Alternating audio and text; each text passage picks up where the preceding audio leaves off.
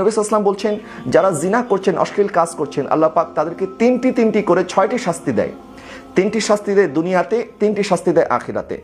দুনিয়ার 3টি শাস্তি হচ্ছে তার চেহারার যে সৌন্দর্য, তার চেহারার যে লাবণ্য, এই লাবণ্য সৌন্দর্য আল্লাহ সুবহানাহু ওয়া তাআলা কেড়ে নেয়। তার চেহারার নূরকে আল্লাহ সুবহানাহু ওয়া তাআলা ছিনিয়ে নেয়। তার চেহারার মধ্যে আর কোনো নূর থাকে না। তার আয়ু আল্লাহ পাক কমিয়ে দেয়, তার হায়াত কমে যায়। 3 নম্বর নবী সাল্লাল্লাহু আলাইহি ওয়াসাল্লাম বলছেন সে সবসময় দরিদ্র অবস্থায় থাকে।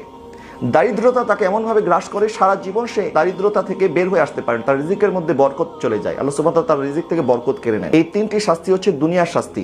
এবং আখিরাতের শাস্তি হচ্ছে আখিরাতে কিয়ামতের ময়দানে আল্লাহ সুবহানাহু ওয়া তাআলা তার উপরে নারাজ হবেন এবং তার হিসাব অত্যন্ত কঠিনভাবে নেওয়া হবে, অর্থাৎ চুলচেরা বিশ্লেষণ করা হবে তার আমলনামা, কোনো ছাড় দেওয়া হবে না। এবং 3 নম্বর আল্লাহ সুবহানাহু ওয়া তাআলা তাকে জাহান্নামী করে দিবেন। তাহলে এই 6টি শাস্তি, দুনিয়ার 3টি শাস্তি, আখিরাতের 3টি শাস্তি, এই শাস্তি থেকে যদি আমরা বাঁচতে চাই তাহলে অবশ্যই আমাদেরকে জিনা এবং এই জিনা করার আগে যে সমস্ত ধাপগুলি আছে, ফাহিশা কাজে যাওয়ার জন্য যে সমস্ত রাস্তাগুলি আছে, এই সমস্ত রাস্তা থেকে আমাদের নিজেদেরকে বাঁচাতে হবে। যারা যুবক যুবতী আছেন, তরুণ তরুণী আছেন, তাদের এই সময়টা হচ্ছে সবচেয়ে গুরুত্বপূর্ণ সময় এবং শয়তান সবচেয়ে বেশি এই সময়টাতে মানুষকে ধোঁকা দেয়। এই সময়টা যদি আমরা ভালোভাবে পার করে দিতে পারি এবং শয়তানের ধোঁকা থেকে নিজেকে বাঁচাতে পারি, আমার আকা সাল্লাল্লাহু আলাইহি ওয়াসাল্লাম ইরশাদ করছেন, ইজা দাআতু ইমরাতুন যাতু মানসাবিন ওয়া জামালিন ফাকাল ইন্নী আখাফুল্লাহ।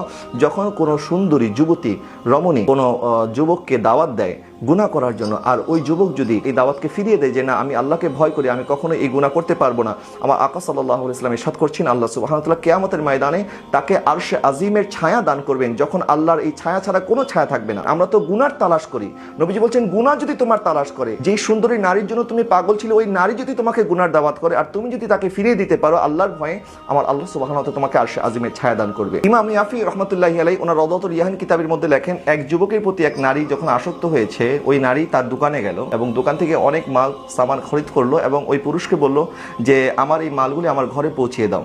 তখন সে ওই মালগুলি নিয়ে ওই নারীর ঘরে যখন গেল, নারী তখন ঘরের দরজা জানলা সব বন্ধ করে দিল। বন্ধ করে দেওয়ার পরে তখন ওই নারী তাকে গুনার জন্য দাওয়াত দিল এবং শরীরের সমস্ত পোশাক আশাক খুলে ফেললো এবং তাকে এই অশ্লীল কাজের জন্য যখন বারবার উদ্বুদ্ধ করছে, তখন ওই যুবক আল্লাহওয়ালা ছিল, আল্লাহকে ভয় করছে এবং আল্লাহ সুবহানাহু ওয়া তাআলাকে ডাকছে, ইয়া রব্বে বারি তাআলা, আমি এখন এখান থেকে কি করে নাজাত পাবো? এই নারী তো আমাকে কোনোভাবেই ছাড়বে না, আমি এখন কি করব? তখন তার মাথায় একটি বুদ্ধি আসলো এবং ওই নারীকে বললো, আচ্ছা ঠিক আছে, আমাকে একটু ওয়াশরুমে যাওয়ার সুযোগ করে দাও। বললো আচ্ছা ঠিক আছে, তুমি ওয়াশরুমে যাও। যখন সে ওয়াশরুমে গেল, ওয়াশরুমে যাওয়ার পরে বাথরুমের যে ময়লা আবর্জনা আছে, সেই ময়লা আবর্জনা সে তার পোশাকের মধ্যে মাখলো। যখন পোশাকের মধ্যে মেখে সে বের হয়ে আসলো, তখন ওই নারী যখন দেখলো এই অবস্থা যে সে তার বাথরুমের ময়লা নিজের গায়ের মধ্যে মেখেছে, তখন তাকে বলছে, আরে তুমি তো একটা পাগল, তুমি বাথরুমের ময়লা নিজের গায়ের মধ্যে কেন মেখেছো? আর আমি একটা পাগলকে এতদিন ভালোবেসেছি, যাও ঘর থেকে বের হয়ে যাও। যখন তাকে ঘর থেকে বের করে দিল, তখন ওই যুবক